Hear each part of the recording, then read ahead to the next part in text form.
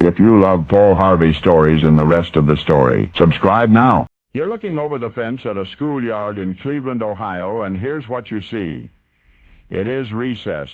The first grade children are playing together. One youngster stands alone. He's the new boy in school. It's his first day. He has been teased mercilessly, has already been given an unflattering nickname, and now he is abandoned and wondering why. The boy is a likely target for ridicule in the first place. He's dressed differently than the other boys. His elegant attire is the sort you might find in a British school, eating collar, flowing tie. That's understandable too. The youngster has only recently moved with his parents from England. He was born in Eltham, a London suburb. He would still be there, as a matter of fact, had his father's irresponsibility not interfered with the family's business. Dad's one of those men who believes himself to be higher born than his position and means would indicate. Even now he fancies himself an English gentleman, when in reality, he is no more in Cleveland than he was in Britain. A fairly talented stonemason with a penchant for fast horses and slow judgment. Of course, it's really too early to tell. Dad seems to have mended many of his ways. This is the family's opportunity for a fresh start, he says. Whatever enthusiasm Dad has, his young son shares little of it. At least the little fellow standing alone in the schoolyard wearing that fancy English schoolboy suit does not.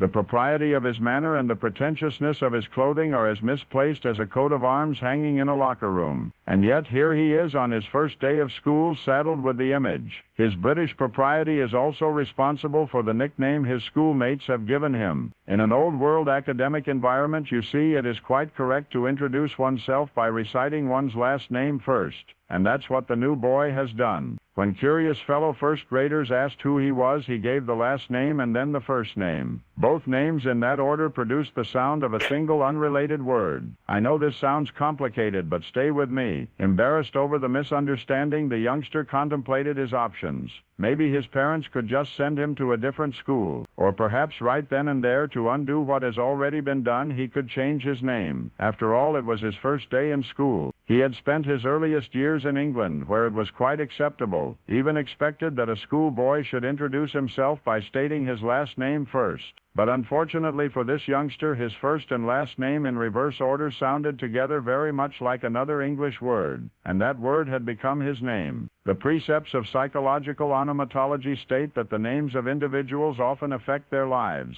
even their destiny. Well, the destiny of this youngster you've just met was success beyond imagination. You see, the lonely little boy's unwanted nickname was Hopelessly. His first name was Leslie. His last name was Hope. Hopelessly.